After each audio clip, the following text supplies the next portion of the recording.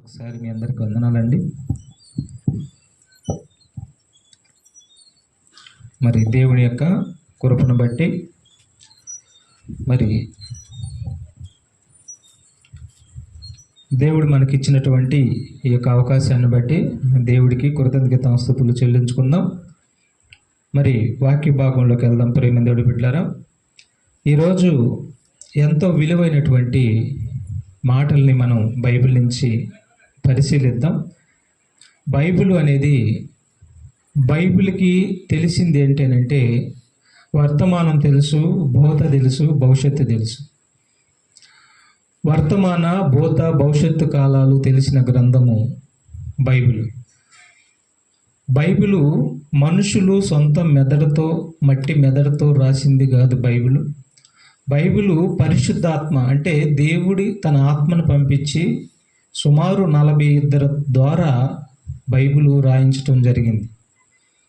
కాబట్టి బైబిల్లో ఉన్న మాటలు ఈ ప్రపంచంలో శాస్త్రవేత్త చెప్పకముందే బైబిల్లో ఈ భవిష్యత్తు గురించిన మాటలన్నీ బైబిల్లో చెప్పబడ్డాయి.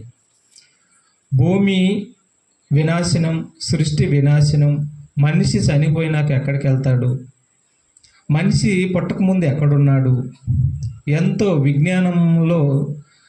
విజ్ఞానం కలిగినటువంటిది బైబిల్.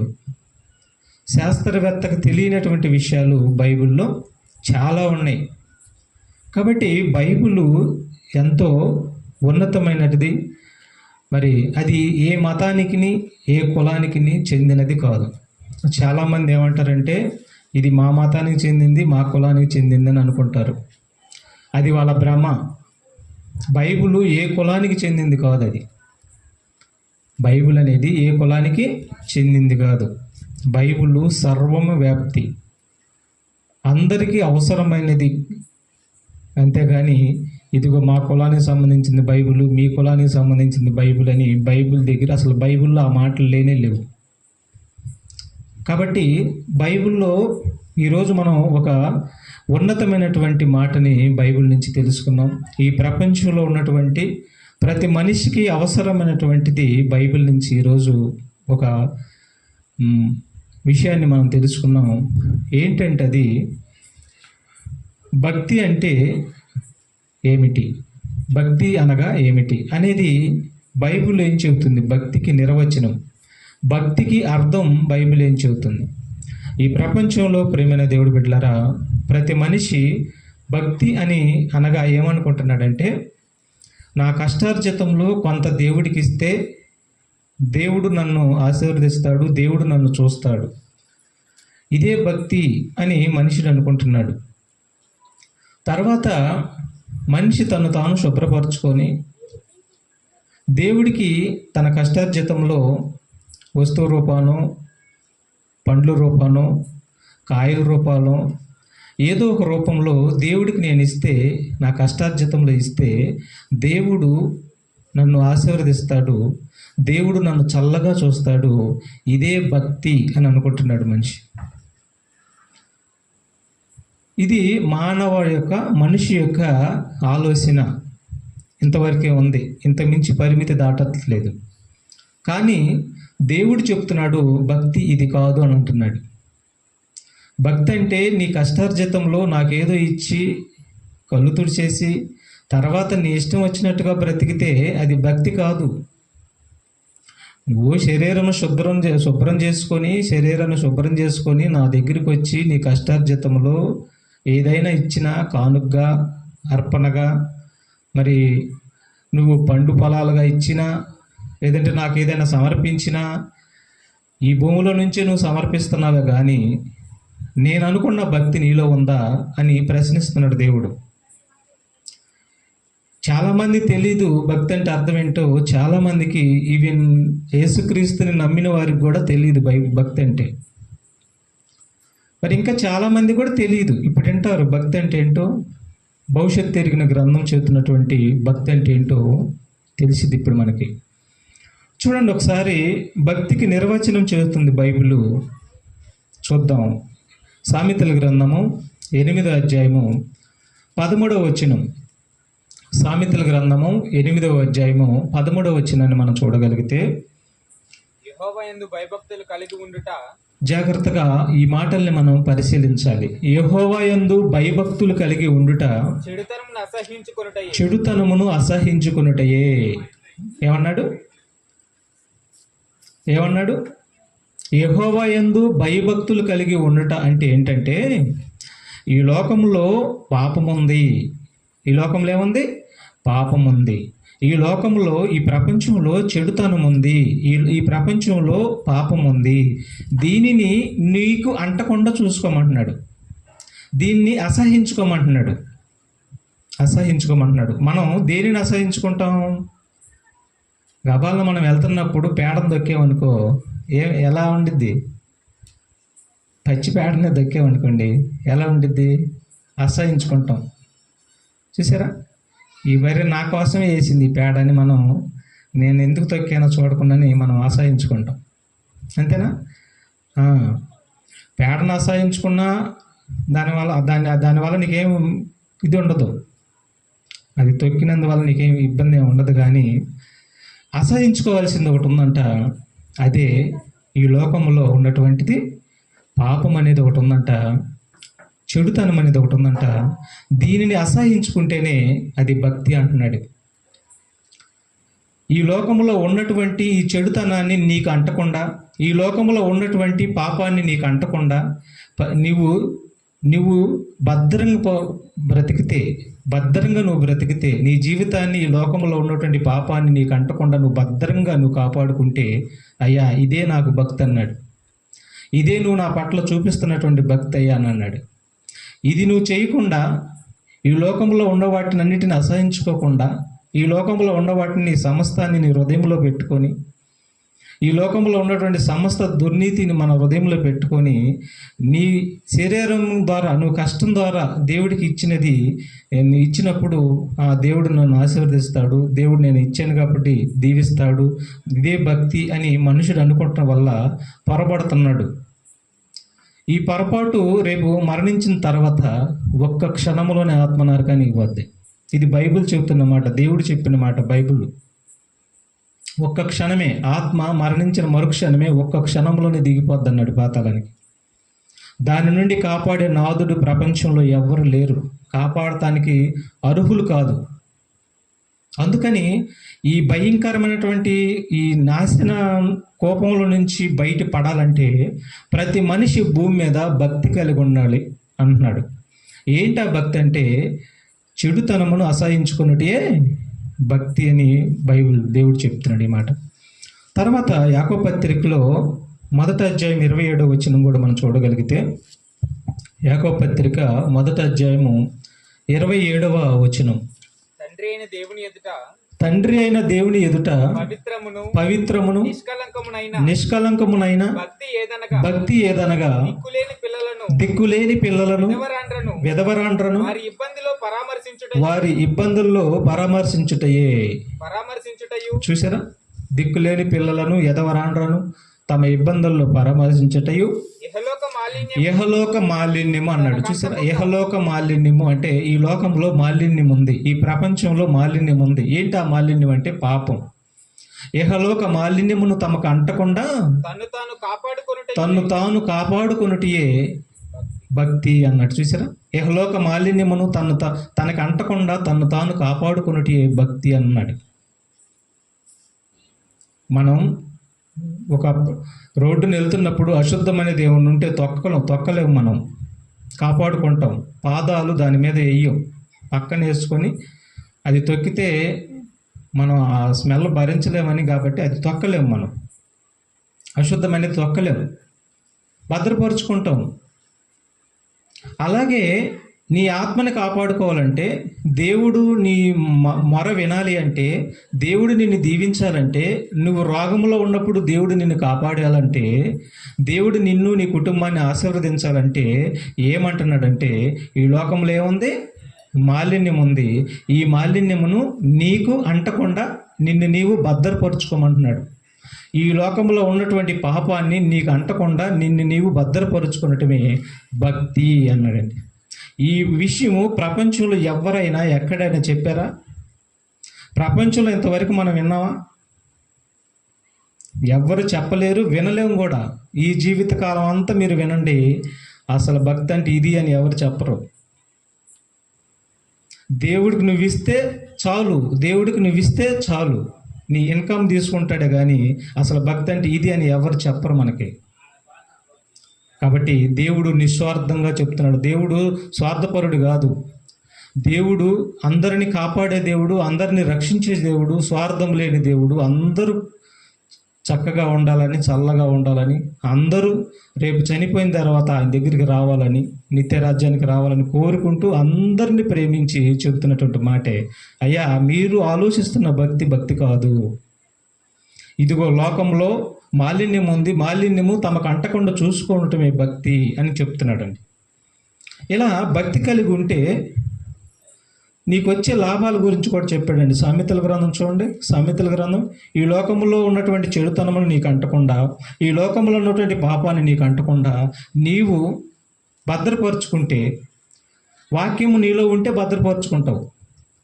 యేసుక్రీస్తు వాక్యం నీలో ఉంటే భద్రపరుచుకుంటావు. పరిశుద్ధాత్మ దేవుడు నీలో ఉంటే భద్రపరుచుకుంటావు. అలాగా ఈ యొక్క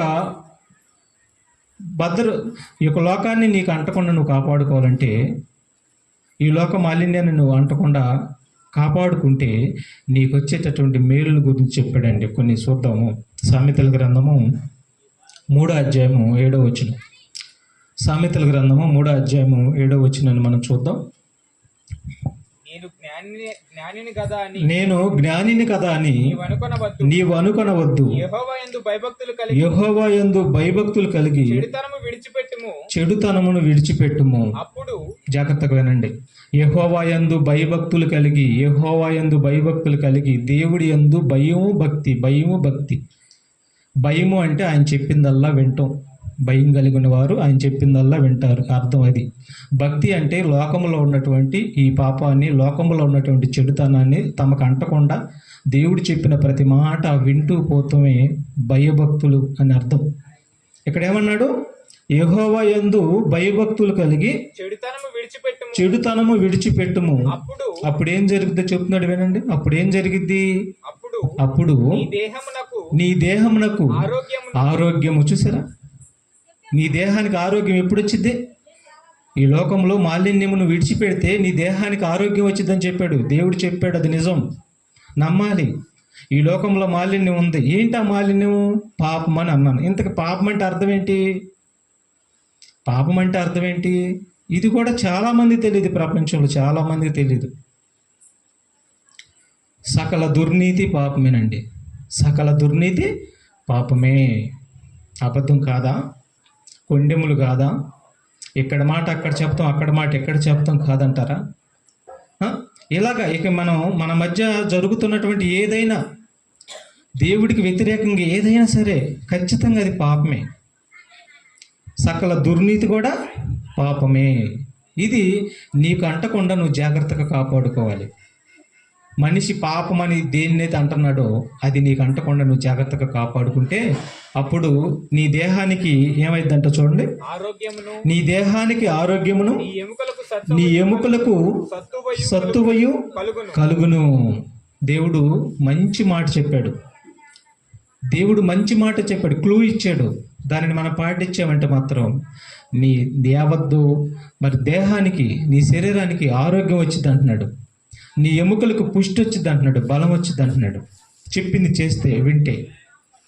కాబట్టి భక్తి అంటే అర్థం ఏంటంటే లోకంలో ఉన్నటువంటి మాలిన్యమును నీకు అంటకుండా నిన్ను నీవు భద్రపరుచుకోవటమే భక్తి. అలా భక్తి కలిగి ఎవరైతే ఉంటారో వారు తమ శరీరాలకి ఆరోగ్యం తెచ్చుకుంటారు, తమ ఎముకలకి పుష్టిగా ఉంటాయి, త్వరగా మంచాన పడరు, త్వరగా అకాల మరణాలు సంభవించవు. దేవుడు వారికి ఇచ్చినటువంటి ఆయుష్కాలం పాటు వాళ్ళు బ్రతుకుతారు. మోషే గారు ఉన్నారు, 120 సంవత్సరాలు బ్రతికాడు. కనుసూపు కూడా పోలేదు ఆయనకి. మోషే గారు ఆయన దేవుడి చిత్తం చేస్తూ భయభక్తులు కలిగి ఉన్నటువంటి ఆయన కనుసూపు కూడా మందగించలేదు. ఇప్పుడు మనకేం జరుగుతుంది? 30 వచ్చేసరికి ఒకళ్ళు ఇద్దరుగా కనిపిస్తున్నారు అంటున్నారు. ఎన్ని వచ్చేసరికి 30 వచ్చేసరికి ఒకళ్ళిద్దరుగా కనిపిస్తున్నారు. 40 వచ్చేసరికి పూర్తిగా మసకబారిపోతున్నాయి. ఎందుకంటే ఈరోజు చిన్న పిల్లాడు మొదలుకొని పెద్దవారి వరకు కూడా రాత్రి పగలు భయంకరమైన ఫోన్ స్క్రీన్ చూస్తూ ఉన్నప్పుడు ఏమవుతుందంటే మన రెటీనా దెబ్బతినిపోద్ది. మన కళ్ళు వెనకున్నటువంటి సెల్స్ ఉంటాయి, ఈ సెల్స్ చచ్చిపోతాయి, కణాలు చచ్చిపోతాయి. ఈ కణాలు చచ్చిపోవటం వల్ల ఏమవుతుందంటే చూపు తగ్గిపోయింది. సుకడాలు వేరు, చూపు తగ్గటం వేరు. నరాలు చచ్చుబడిపోతాయి వెనకాల. ఎందుకంటే ఆ నరాలు ఎలాగుంటాయంటే సన్నగా దారాలు ఉన్నట్టుంటాయి. సన్నగా దారాలు, మన ప్యాకెట్ చుడతారు చూసారు దారాలు, సన్నటి దారాలు అట్టుంటాయి అంట. కంటి వెనక దారాలు కట్టలు ఉంటాయంట వెనక. మనిషి శరీరంలో ఉన్నటువంటి నరాలన్నిటినీ ఒకటి ముడేస్తే ఈ భూమిని చుట్టూ వస్తాయంట. అన్ని నరాలు ఉన్నాయంట. అంత పెద్ద నరాలు ఉన్నాయంట మనిషి వ్యవస్థలో, మనిషి బాడీలో. అందుకని ప్రియమైన దేవుడు బిడ్డలారా, దేవుడు ఈ లోకంలో ఉన్నటువంటి మాలిన్యాన్ని అంటకుండా జాగ్రత్తగా బ్రతికితే నీకు నీ దేహానికి ఆరోగ్యము అన్నాడండి. సామెతల గ్రంథం 10వ అధ్యాయము 27వ వచనం కూడా మనం చూద్దాం. సామెతల గ్రంథం 10వ అధ్యాయము 27వ వచనం.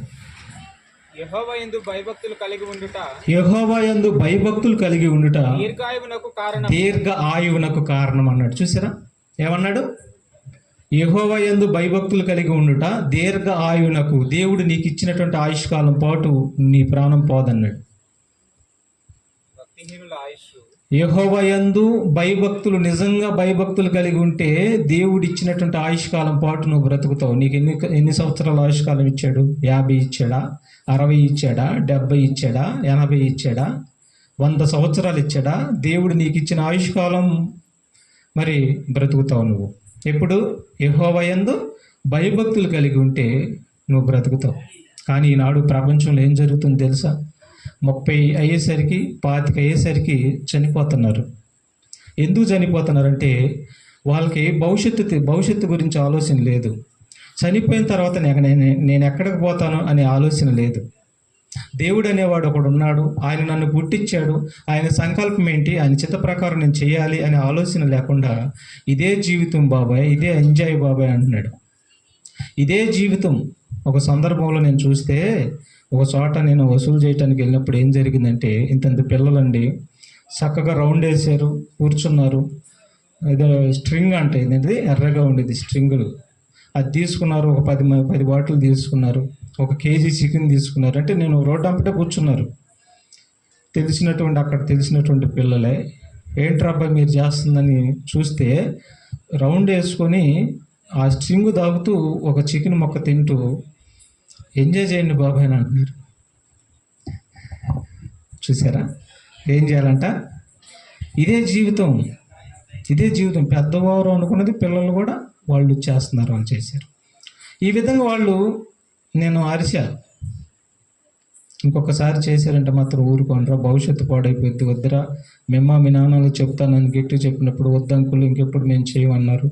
సరే, ఇక వాళ్ళు చేశారో చేయలేదు మనకేం తెలుసు. అంటే చిన్ననాటి నుండే భయం లేకపోవటం వల్ల ఇదిగో చాలా విపత్తమైనటువంటి మరి విచిత్రమైన కార్యాలు మనిషి చేస్తూ పోతాడు. అందుకని దీర్ఘాయువు కారణం. యెహోవా యందు భయభక్తులు కలిగి ఉండుట దీర్ఘాయువునకు కారణం. అదే భయభక్తులు లేకపోతే ఏమవుద్దంటే త్వరగా మనిషి చనిపోతాడండి. 120 మీద వెళ్తున్నాడు బైక్ మీద. ఎంత మీద వెళ్తున్నాడు? 120 మీద వెళ్ళి పొరపాటున స్కిడ్ అయినా, డివైడర్ గుద్దుకున్న, తలకాయ పుచ్చకాయ పగిలినట్టు బయలుపోయింది. నీ ప్రాణం ఎవరైనా ఇస్తారా? ఎవరు చూస్తూ ఉంటారు. ఇంకా ఏమంటారంటే వీడికి ఎంత గర్వమో చూడు, 120 మీద, ఇంత హైవేలో 120 మీద వెళ్తున్నాడు అని ఆ మనిషిని అంటారండి. అలాగా ఈ ప్రపంచంలో ఇన్ని జరుగుతున్న రోజుకి కొన్ని వేల మంది తలకాయలు, కాళ్ళు ఎరగొట్టుకొని పెందరాడే సర్దుకుంటున్నారు, భూమి నుండి విడిచిపోతున్నారు. దీనికి కారణం ఏంటి? దేవుడి భయం ఉంటే అమ్మో నేను దేవుడి కోసం బ్రతకాలి, నా జీవితాన్ని నేను ఎందుకు నాశనం చేసుకోవాలని చెప్పి అనుకొని దేవుడి కోసం బ్రతుకుతాడు. కాబట్టి ఈ విధంగా ప్రపంచంలో చాలామంది, రోజు కొన్ని వేల మంది చనిపోతున్నారు. మరొక కారణాలు, అనేక కారణాలు, చిన్ననాటి నుండి అనేక కారణాల్లో, అనేక ఉచ్చుల్లో పడిపోయి, అనేక సమస్యల్లో పడిపోయి పెందరాడే భూమిని విడిచి వెళ్ళిపోతున్నారంటే కారణం ఏంటంటే దేవుడంటే భయము, భక్తి లేకపోవటం వలన. అందుకని దేవుడు ఏం చెప్పాడు తెలుసా మనకి? తల్లిదండ్రులారా, మీ పిల్లల్ని చిన్ననాటి నుండే దేవుడి వాక్యాన్ని మీకు నేర్పించండి, మీ పిల్లలకు నేర్పించండి, వారు పెరిగి పెద్దవారైనాక దాని నుండి తొలగిపోరు అని చెప్పాడు దేవుడు. పెరిగి పెద్దవారైనాక దాని నుంచి తొలగిపోరు. అందుకని తల్లిదండ్రులటువంటి మనం ఏం చేయాలంటే పిల్లల్ని చిన్ననాటి నుండి దేవుళ్ళు పెంచితే వారు భయం కలిగి బ్రతుకుతారు. అలా భయం కలిగి బ్రతుకున్నప్పుడు దేవుడు వారికి దీర్ఘాయువుని ఇస్తాడు, దేవుడు వారి శరీరానికి మంచి ఆరోగ్యం ఇస్తాడు, వారి ఎముకలకి మంచి పుష్టి ఇస్తాడు. చూసారా, దీర్ఘాయువుకు కారణం ఏంటంటే దేవుడి యందు భయభక్తులు కలిగి ఉంటామండి. కీర్తన గ్రంథము 34వ అధ్యాయము 7వ వచనం కూడా చూద్దాం. కీర్తన గ్రంథము 34వ అధ్యాయము 7వ వచనం. యెహోవాయందు భయభక్తులు గలవారి చుట్టూ ఆయన దూత కావలి ఉండి వారిని రక్షించును.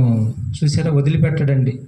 యెహోవాయందు ఎవరైతే భయభక్తులు కలిగి ఉంటారో వారి చుట్టూ దూతను కాపలా పెడతాడంట. దూతలు ఉంటారంట వారి చుట్టూ, తెలుసా మీకు? వారి దెబ్బకు పోలీసులు కూడా సరిపోరు. ఒక దూత చాలు నీకు ప్రొటెక్షన్ ఇస్తే. నిన్ను కల్లియాలంటే ఈ ప్రపంచం అంతా కదిలొచ్చినా కానీ ఆ దూత నీ పక్కన ఉందంటే వారు నిన్ను ఏమీ చేయలేరు. ఈ ప్రపంచం అంతా వచ్చినా కానీ, ప్రపంచంలో సుమారు 850 కోట్ల మంది ఉన్నారు. వీళ్ళందరూ కలిసి నీ మీదకి వచ్చిన ఆ దూత కానీ నీ పక్షాన ఉందంటే వారందరూ నిన్నేం చేయలేరు. ఇది సత్యం. ఎందుకంటే భీకరమైనటువంటి దూతలు అవి, పెద్ద శక్తి కలిగినటువంటి దూతలు. ఒక రెక్క విసిరితే ఒక్క రెక్కకే కొన్ని లక్షల కోట్ల మంది చనిపోతారు. అంత పెద్ద భారీ ఆకారం కలిగినటువంటి దూతలు అవి. ఆ దూతలనంట నీవు భయభక్తులు కలిగి ఉంటే నీ పక్షాన నేను కాపలా పెడతాను అంటున్నాడు. ఏంటి, ఎంత ప్రొటెక్షన్ అండి! మరి కాపలా పెట్టినందుకు నువ్వు జీతం ఏమైనా ఇస్తావా? జీతం ఇస్తావా చెప్పు? మరి ఇప్పుడు నీకు ఎవరైనా ప్రొటెక్షన్ వచ్చారనుకో, ఒక విఐపీ ఉన్నాడు అనుకో, మనం ఏం చేయాలి? జీతం ఇస్తాం. జీతం ఇస్తారు. ఒక ముఖ్యమంత్రి దగ్గర కానీ, లేదంటే ఒక ప్రధానమంత్రి దగ్గర కానీ, లేదంటే ఒక ఎమ్మెల్యే దగ్గర కానీ కొంతమందిని ప్రొటెక్షన్ పెడతారు. వాళ్ళకి గవర్నమెంట్ జీతం ఇచ్చిద్ది. వాళ్ళైనా నమ్మకంగా చేస్తారో చేయరో తెలియదు, కానీ నీ పక్కనున్న దూత మాత్రం నమ్మకంగా చేస్తాడు. నీ ఒంటి మీద దెబ్బ పడినా, లేదంటే నిన్ను ఎవరైనా ఏదైనా హాని చేయటానికి చూసినా ముందు వారిని ఊరుకోడు. అంత ప్రొటెక్షన్ నీకు ఉండేది. చూసారా, దేవుడు యందు భయభక్తులు కలిగి ఉంటే ఎంత లాభం అండి! తెలియదండి ఈ ప్రపంచానికి ఇదంతా. అసలు భక్తి అంటే ఏంటో తెలియదు. ఇంత లాభం ఉందా దేవుడు అంటే? ఇంత లాభం ఉంది. తర్వాత 28వ అధ్యాయం, కీర్తన గ్రంథము 128వ అధ్యాయం 1వ వచనం కూడా. కీర్తన గ్రంథం 128 1వ వచనం కూడా చూద్దాం. యెహోవాయందు భయభక్తులు కలిగి ఆయన త్రోవల యందు నడుచు వారందరూ ధన్యులు. మనం ఏమంటాం? మనం ఎవరు ధన్యులు అంటాం చెప్పండి? ఒకసారి చెప్పండి మీరు, మనం ఎవరు ధన్యులు అంటాం? మనం చెప్పండి, మీరు మనసులో మాట చెప్పండి. మనం ధన్యులు అని ఎవరు అంటాం చెప్పండి ఒకసారి. ఒక 100 ఎకరాల పొలం ఉందనుకోండి, 1,00,000 కోట్లు ఉన్నాయి అనుకోండి, అస్సలు ఆ ధన్యుడు, అమ్మో ఎంత ధన్యుడు అంటాం కదా. అట్టి వారిని అంటున్నాడు, వాళ్ళు ధన్యులు కాదయ్యా, నీ పాదాల కింద దుమ్ములు అంటుళ్ళు అంటున్నాడండి. నిజమండి, వాళ్ళు ధన్యులు కాదు. వాళ్ళు ధన్యులు అని నువ్వేంట అనుకుంటున్నావు? భయభక్తులు లేకుండా 1,00,000 ఎకరాలు సంపాదించాడు. భయభక్తులు లేకుండా 1,00,000 కోట్లు సంపాదించాడు. ధన్యుడు ఎలా అవుతాడు? అలాగే మనం నిరుపేదలమైనా, ఏ రోజుకి ఆ రోజు కష్టం చేసుకొని తింటున్నా భయభక్తులు కలిగి నువ్వు ఉంటే నీవు ధన్యుడివి. ఎలా ధన్యుడివి? ఎలా ధన్యుడివి? నీకు ప్రొటెక్షన్ ఉంది. ఈ ప్రపంచంలో ఎవరికి లేనటువంటి ప్రొటెక్షన్ దేవదూత నీ పక్షాన ఉంటుంది. ఎవరికి లేదు అది. నువ్వు ధన్యుడు కాదా? నువ్వు ధన్యుడు కాదా చెప్పండి. దేవుడు ఆజ్ఞలు నువ్వు గైకుంటే, దేవుడు మరి భయభక్తులు కలిగి ఉంటే నీ ఎముకలకు పుష్టినిస్తానంటున్నాడు, నీ యావత్ శరీరానికి ఆరోగ్యం ఇస్తానంటున్నాడు. ధన్యత కాదా? ఎన్ని కోట్లుండా, ఎన్ని లక్షల కోట్లుండా తినటానికి తిండి నోచుకున్నటువంటి ప్రపంచం ఈనాడు ఉందండి. ఎన్ని లక్షల కోట్లు ఉండగానే పట్టిడి అన్నం తినలేని పరిస్థితులు ఉందా లేదా ప్రపంచంలో? ఉంది, ప్రపంచంలో ఉంది. తింటే ఏమైద్ది? కడుపు నిండా తిన్నాడనుకో ఏమైద్ది? అన్నం బరీగా తిన్నాడనుకో ఏమైద్ది చెప్పండి? పెరిగిపోద్ది. ఏంటది? షుగర్. ఎంత అన్నం తింటే అంత జబ్బు. ఇప్పుడు ఎంత అన్నం తింటే అంత జబ్బు. అందుకని అన్నం మానేసి ఏదైనా తేలికపాటి తింటే మంచిది. కాబట్టి మనము ధన్యులమి. యెహోవా యందు భయభక్తులు కలవారు ధన్యులు. కీర్తన గ్రంథం 145 అధ్యాయం 19వ వచనం కూడా చూద్దాం. 148 అధ్యాయము 19వ వచనం. 45:19. 145:19 వచనం.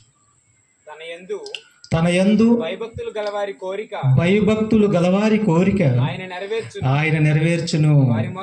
వారి మొర ఆలకించును, వారిని రక్షించును. 3 పాయింట్స్ ఇచ్చాడు ఇక్కడ. మనకి 3 పాయింట్లు ఇచ్చాడు.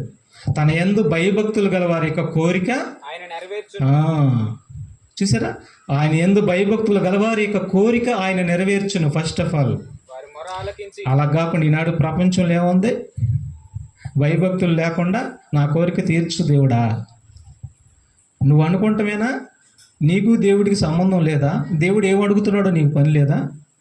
దేవుడు ఏమడుగుతున్నాడో నాకు పని లేదు, నా ఇష్టం తీర్చు అంటున్నాడు. దేవుడి ఉగ్రత నీ మీద నిలిచిద్ది అలా అన్నావంటే. నువ్వు అడిగితే తీర్చాలా దేవుడు? నువ్వు అడిగితే తీర్చాలా దేవుడు? దేవుడికి మాటతో నీకు పని లేదా? దేవుడి యొక్క ఆలోచనతో పని లేదా? ఆయన మనసుతో పని లేదా? ఆయన నీ నుండి ఏమి కోరుకుంటున్నాడో పని లేదా నీకు? పని లేదు నాకు, నేను అడిగితే ఇవ్వాలి ఆయన ఎంతటోళ్ళైనా అని దేవుడిని డిమాండ్ చేస్తున్నటువంటి ప్రపంచం అండి ఈనాడు. దేవుడిని డిమాండ్ చేసి చేస్తావా చేయవా నువ్వు అని దేవుడిని డిమాండ్ చేస్తుంది ప్రపంచం. దేవుడు ఏమంటున్నాడంటే నేను చేస్తానయ్యా, నీవు నేను చెప్పింది వినంటున్నాడు. ఏంటి ఆయన చెప్తుంది? ఏంటి? తన యందు భయభక్తులు. అదేనండి ఆయన కోరిక.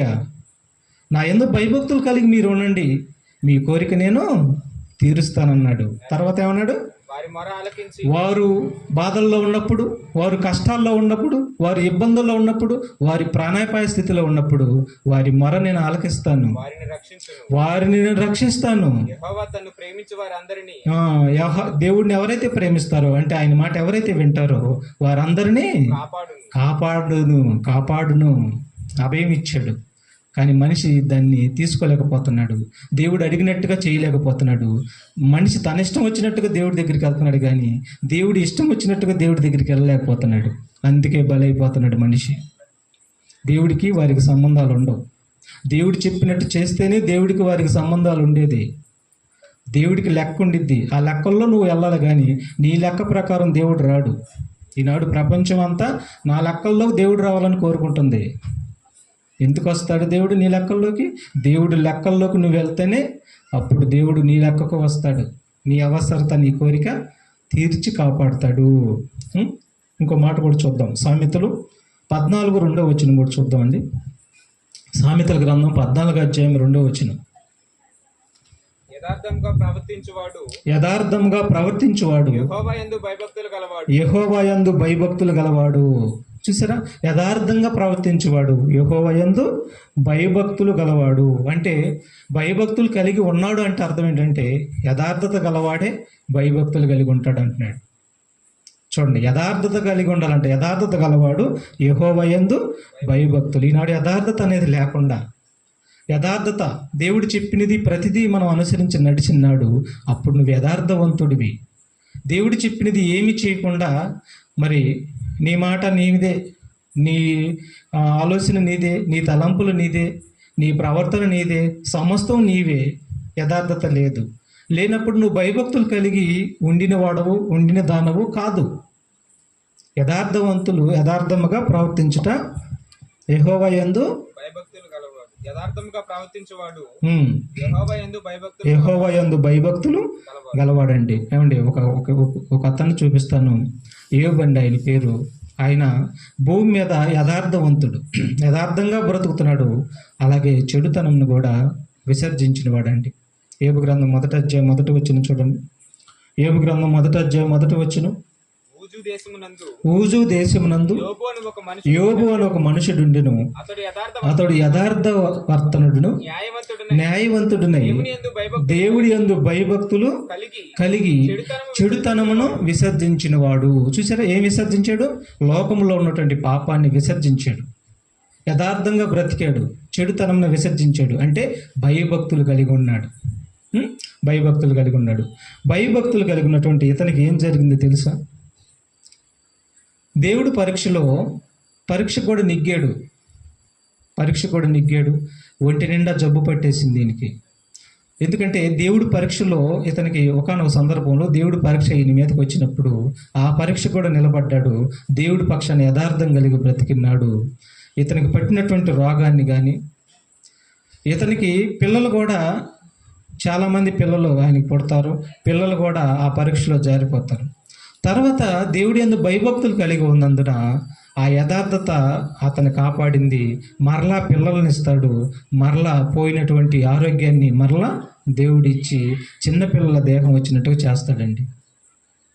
అంటే దేవుడి యందు భయభక్తులు కలిగి ఉన్నటువంటి యోబు గారు, దేవుడి చిత్తాన్ని నెరవేరుస్తున్నటువంటి యోబు గారు చివరికి మంచి స్థితిలో ఉన్నాడు.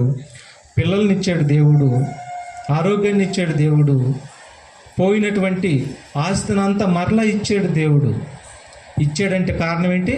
యెహోవా యందు భయభక్తులు కలిగి ఉన్నాడు కాబట్టి దేవుడికి అసాధ్యమైనది ఏది కూడా లేదు కాబట్టి ఆయనకి ఇవ్వటం అనేది జరిగిందండి. దానియేలు గ్రంథం కూడా చూడండి, మరొక విషయాన్ని చూద్దాం. దానియేలు గ్రంథము 3వ అధ్యాయము 25-26 వచనాల్లో మనం చూడగలిగితే, ఇక్కడ షడ్రకు, మెషకు, అబేద్నెగో అనేవారు ముగ్గురు ఉంటారు. వీరు దేవుడి యందు భయభక్తులు గలవారండి. దేవుడి చిత్తాన్ని మాత్రమే జరిగిస్తారు, వారి ఇష్టాన్ని ఏమాత్రము జరిగించరు.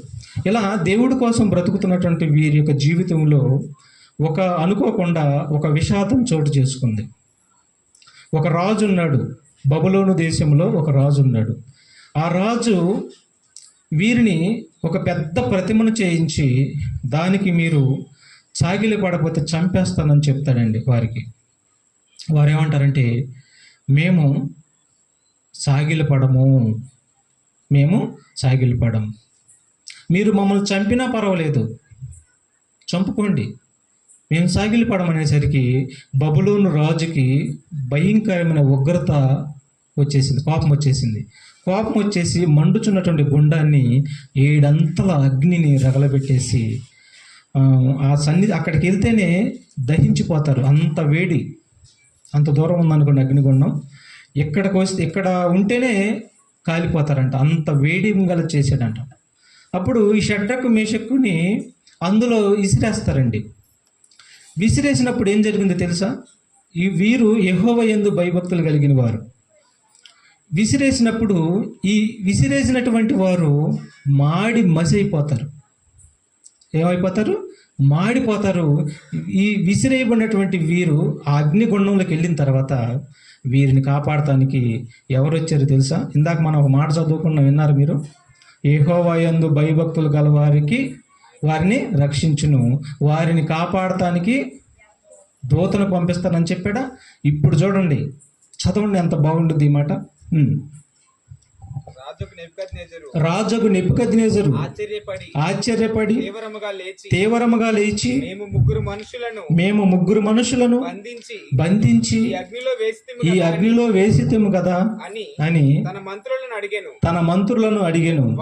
వారు రాజా సత్యమే అని రాజుతో ప్రత్యుత్తరము ఇచ్చిరి.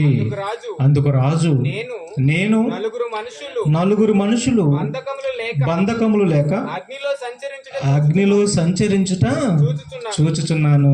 చూసారండి, ఎక్కడ సంచరిస్తున్నారంట? అగ్నిలో సంచరిస్తున్నారంట. ఏమండి, అగ్నిలో సంచరిస్తానంటే చిన్న మాట, మంచి నీళ్ళల్లో దిగినట్టుగా ఉంటుంది వీళ్ళకి. ఏమండి, నీళ్ళల్లో దిగినట్టుగా ఉందండి. మనం నిప్పు రగలబెట్టేసి ఒక నిప్పు కొరువు చేతి కట్టుకుంటే ఎట్టుండిద్ది? ప్రాణం పొయ్యొచ్చినట్టుగా ఉండిద్ది కదా. నిప్పు అట్లా అంటుకుందనుకో ఒక నిమిషం అట్ట ప్రాణం పొయ్యొచ్చినట్టుగా ఉండిద్ది. అలాంటిది అగ్నిగుండంలోకి విసిరేశారు. అగ్నిగుండంలో తిరుగుతున్నారంట.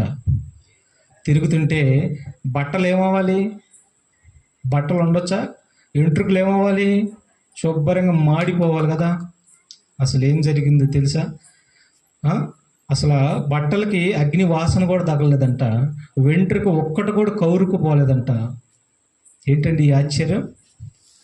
దేవుడు తలుసుకుంటే అట్లాగే ఉండిద్దండి ఆశ్చర్యం. అందుకే ఆయనకు ఒక పేరు ఉంది. ఏంటంటే అది ఆశ్చర్యకరుడు. ఎవరైనా ఆశ్చర్యకరుడు అనమాట. ఆశ్చర్య కార్యాలు ఆయన చేస్తాడు. కాబట్టి వీరిని అగ్నిగుండంలో నుంచి రప్పించడానికి ఒక దూతను వారితో సగం ముగ్గురిని విసిరేస్తే దూత ఆల్రెడీ వచ్చి అగ్నిగుండంలో ఉంది. ఇక అగ్నిలోకి వెళ్ళిన తర్వాత వీళ్ళకి ఏం కాలతలేదు. చల్లగా నీళ్లున్నట్టుండే కాబోలు బయటకు తీసుకుని వచ్చిన తర్వాత బెంబేలెత్తిపోయాడు రాజు బెంబేలెత్తిపోయాడు. ఇదేంటి ఆశ్చర్యం? కని విని ఎరగినటువంటి ఆశ్చర్యం, ప్రపంచ చరిత్రలో ఎప్పుడు నేను చూడనటువంటి ఆశ్చర్యం చూస్తున్నానే అని ప్రపంచాన్ని ఏలుతున్నటువంటి నెబుకద్నెజర్ చక్రవర్తికి మరి ఆ యొక్క సన్నివేశం చూసి ఆశ్చర్యపోయాడు. కాబట్టి దేవుడు మన పక్షాన కూడా చేస్తాడు. కానీ మనం నమ్మకంగా ఉండాలి, మనం యథార్థంగా ఉండాలి, మనం భయభక్తులు కలిగి ఉండాలి. ఈ లోకంలో ఉన్న మాలిన్యాన్ని నీకు అంటకుండా జాగ్రత్తగా కాపాడుకుంటే, దేవుడి యందు విశ్వాసం కలిగి ఉంటే అప్పుడు నీ పక్షాన దూత ఉంటుంది. నీ శరీరానికి మంచి ఆరోగ్యము, నీ ఎముకలకు పుష్టు, బలం. మరొక సందర్భం చూడండి. దానియేలు గ్రంథం 6:22 కూడా చూడండి. దానియేలు గ్రంథం 6:22లో దానియేలు అనేటటువంటి ఇతను దేవుడికి ప్రియుడు, అంటే ఇష్టడు అని అర్థం. ఇతను దేవుడికి ఇష్టడుగా బ్రతుకుతున్నాడు. దేవుడి యందు భయభక్తులు కలిగి బ్రతుకున్నటువంటి ఇతనికి సింహాల బోనులు వేస్తారండి. ఈయన్ని ఎక్కడ వేస్తారు? సింహాల బోనులు వేస్తారు. షడ్రకు మేషకు అభిజ్ఞగుణ అనే వారిలో ఈయన కూడా ఉన్నాడు. ఆ అగ్నిగుండం నుంచి తప్పింపబడ్డాడు ఈయన కూడా. మరో సందర్భంలో అన్యాయంగా తీసుకువెళ్ళి సింహాల బోన్లో వేస్తారు. సింహాల బోన్లు వేసినప్పుడు అప్పుడు కూడా దేవుడు తన దూతను పంపించి సింహాల నోరులను మూయించాడు. అర్థమవుతుందా? సింహాల నోరుల్ని మూయించాడు. ఎందుకంటే ఆనాడు సింహాలకి మేత వేయరు. శిక్ష విధించినటువంటి ఎవరైనా నేరస్తులు ఉన్నారనుకోండి, నేరస్తులు ఉంటే ఆ నేరస్తులకి చేసినటువంటి శిక్షను బట్టి మరణశిక్ష వేశారనుకోండి, ఆ మరణశిక్ష వేయబడినటువంటి మనుషుల్ని తీసుకుని వెళ్ళి సింహాల గృహంలో వేస్తారు. అవి బాగా ఆకలి మీద ఉంటాయి. చూడండి, మనం అయితే ఉదయాన్నే అన్నం తినలేదనుకోండి, మధ్యాహ్నం అన్నం తినలేదనుకోండి, సాయంత్రానికి ఏం చేస్తాం? లేదు, సాయంత్రం కూడా అన్నం తినలేదనుకోండి, ఉదయాన్నే ఏం చేస్తాం?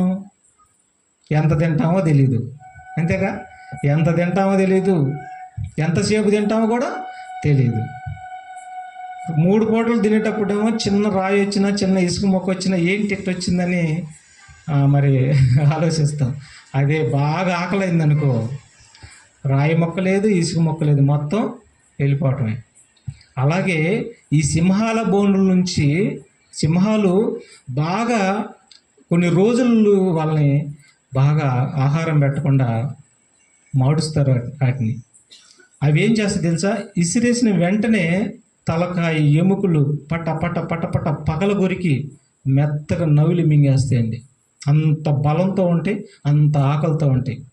అలాంటి సింహాల బోనులో ఆయన ఇసిరేశారు. అప్పుడు ఏం జరిగిందో చూడండి మాట ముగించుకున్నాం. ఇంకా దానియేలు గ్రంథం 6:22 వచ్చిన నేను నా దేవుని దృష్టికి నిర్దోషినిగా కనబడితిని గనుక. విన్నారు ఈ మాట? దేవుడి దృష్టికి నువ్వు నిర్దోషిగా కనపడితే, నీకు ఎదురు కానీ నీకు హాని చేయాలని ఉద్దేశించటం కానీ, రోగం కానీ ఇంకేదైనా కానీ నీకు ఏమీ చేయలేదు, వాటికి అంత శక్తి సాలదు. ఎందుకంటే దేవుడు ఊరుకోడు. ఆయన దేవుడి దృష్టికి నిర్దోషిగా కనపడ్డాడు కనుక ఆయన తన దూతను పంపించి సింహములు నాకు ఏ హానియు చేయకుండా వాటి నోళ్ళు మూయించెను. చూసారా? సింహాలు నాకు ఏ హాని చేయకుండా వాటి నోర్లు మూయించాడండి. అయితే దానియేలు గారికి హాని చేయదలిసినటువంటి వారు ఉన్నారు అక్కడ. వారిని తీసుకెళ్ళి విసిరేస్తారండి. విసిరేసినప్పుడు మరి లోపలికి వెళ్తామే లేట్ అండి. శుభ్రంగా మొత్తం పొడి చేసి, మెత్తగా పొడి చేసి తినేసినాయి అవి వారిని. మరి దానియేలుని ఎందుకు ఏం చేయలేదు? దేవుడికి ఇష్టడుగా ఉన్నాడు. దేవుడు ఎందుకు భయభక్తులు కలిగి ఉన్నాడు. దేవుడు ఎందుకు ఇష్టలుగా ఉన్నవారిని చంపుకుంటాడా దేవుడు? దేవుడు ఎందుకు భయభక్తులు గల వారిని చంపుకుంటాడు దేవుడు? యథార్థంగా ఉండేవారిని చంపుకుంటాడు దేవుడు? చంపుకోడు. ఇదిగో దూతను పంపించాడు, సింహాల నోరుల్ని, బలమైన సింహాల నోరులు మోయించాడు. అన్యాయం చేసిన వారిని సింహాలు తినేసాయి. న్యాయంగా యథార్థంగా బ్రతికినటువంటి దానియేలుని ఏమి చేయలేకపోయాయి అవి. కాబట్టి మనం కూడా భయభక్తులు అంటే ఏంటో తెలియాలి. భక్తి అంటే ఏంటో దేవుడు చెప్పాడు. ఈ లోక మాలిన్యాన్ని నీకు అంటకుండా, ఈ లోకంలో ఉన్న నీ పాపాన్ని నీకు అంటకుండా యథార్థవంతంగా నువ్వు బ్రతికితే దేవుడు నిన్ను రక్షిస్తానికి, దేవుడు నిన్ను కాపాడటానికి, ప్రాణాపాయ స్థితిలో నిన్ను ఆదరిస్తానికి, మరణ ఛాయలో ఉన్నటువంటి నిన్ను లేపటానికి ఆయన సమర్థుడే. ఆయన సమర్థుడే. ఎందుకంటే ఈ మాట నమ్మదగినది, పూర్ణ అంగీకారమునకు యోగ్యమైనది, నమ్మదగిన దేవుడు అనమాట ఆయన. అయితే ఇంకో విషయాన్ని నేను చెప్తానండి. ఇలాగా భయభక్తులు లేకుండా, అంటే లోక మాలిన్యాన్ని మరి విసర్జించకుండా, ఈ లోకంలో ఎలాగైతే అందరూ మాట్లాడినట్టుగా మనం మాట్లాడతాం, అందరూ ప్రవర్తించినట్టుగా మనం ప్రవర్తించటం, అందరూ ఆలోచించినట్టుగా మనం ఆలోచించటం, అలా కలిగి ఉంటే నీ భక్తి వ్యర్థము అన్నాడండి. తేల్చేస్తున్నాడు దేవుడిక. అలా ఉండకూడదు. మీరు ఎలా ఉండాలంటే ఆకాశ నక్షత్రముల వల్లే మీరు ప్రకాశించాలన్నాడు. ఎలా ఉండాలంటే లోకంలో ఒక దీపం వల్లే వెలుగుచూ ఉండాలి. అందరికి వెలుగిచ్చే దీపంలాగా మనందరం ఉండాలంటండి. ఒక ఆకాశంలో నక్షత్రం ఎలాగైతే ప్రకాశిస్తుందో అలాగా మీరు నా యందు భయభక్తులు గలవారు ప్రకాశించాలని అన్నాడు. అలాగ ఉండకుండా లోక మాలిన్యాన్ని అంటించుకుని నేను భక్తి గలవాడను, నేను భక్తి గల దానను అని మనం అనుకుంటే అంట, దానికి చక్కటి సమాధానం చెప్తుందండి బైబిల్. ఒకసారి చూడండి, యాకోబు పత్రిక 1వ అధ్యాయము 26వ వచనం. యాకోబు పత్రిక 1వ అధ్యాయము 26వ వచనాన్ని మనం చూద్దాం. ఎవడైనను నోటికి కళ్ళెము పెట్టుకొనక తన హృదయమును మోసపరుచుకొనుచు భక్తి గలవాడనని అనుకొని ఎడల వాని భక్తి వ్యర్థమే. చూసారు ఏమన్నాడు? స్త్రీ అయినా పురుషుడైనా ఎవరైనా కానీ హృదయాన్ని తను మోసపరుచుకుంటూ, హృదయముల లోపల ఉన్న కల్మషాన్ని, ఈ లోకంలో ఉన్నటువంటి పాపాన్ని హృదయంలో పెట్టుకొని, నోటికి భయంకరమైనటువంటి, దేవుడు ఏమన్నాడు? మీరు కృతజ్ఞత వచ్చింది మీరు ఉచ్చరించాలి, కానీ భయంకరమైన దుర్భాష ఏది కూడా మీ నోట రానియొద్దు అన్నాడు. అంటే భయభక్తులు కలిగే వారు హృదయాన్ని భద్రపరుచుకోవాలి. కానీ భద్రపరుచుకోకుండా నోటి ద్వారా విపరీతమైనటువంటి దుర్భాష వస్తున్నప్పుడు నీ భక్తి ఏమన్నాడు? నీ భక్తి ఏమన్నాడు? వ్యర్థం. అంటే నీ భక్తి వ్యర్థం అయిపోతే నువ్వు ఎక్కడికి పోతావు? ఇక నరకం. చూసారా?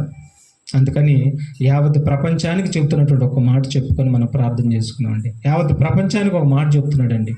అందరూ అంట ఏం కలిగి ఉండాలో చెప్తున్నాడు మహోన్నతుడు, సర్వశక్తిమంతుడు చెప్తున్నటువంటి మాట అండి. ప్రసంగి గ్రంథం 12వ అధ్యాయము 13వ వచనం చూడండి. యావత్ ప్రపంచంలో ప్రతి మనిషి ఎలా బ్రతకాలో ఈ ప్రపంచానికి చెప్పినటువంటి మాట, ప్రతి మనిషి కలిగి బ్రతకవలసినటువంటి మాట అండి. ఇది చూద్దాం చివరగా.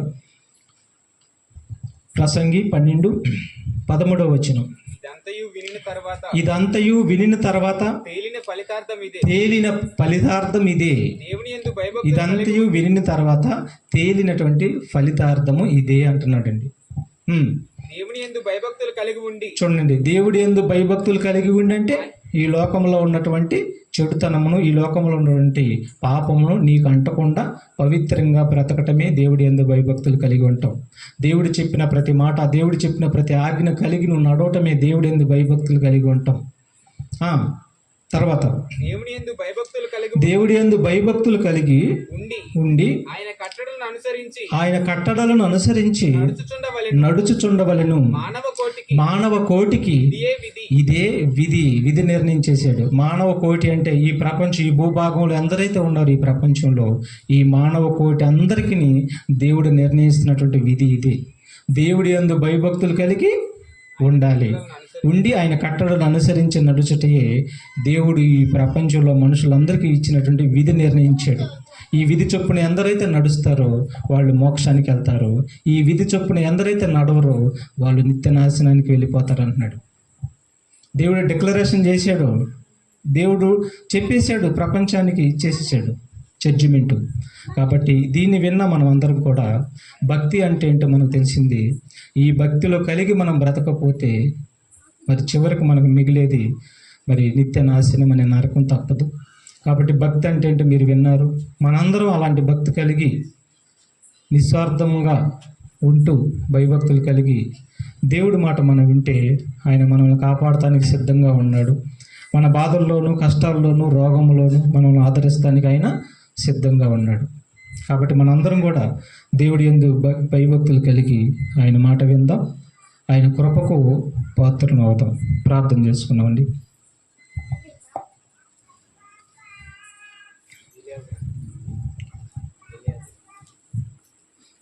ప్రార్థన చేసుకున్నాం. దయచేసి మరి మన మధ్య ఉన్నటువంటి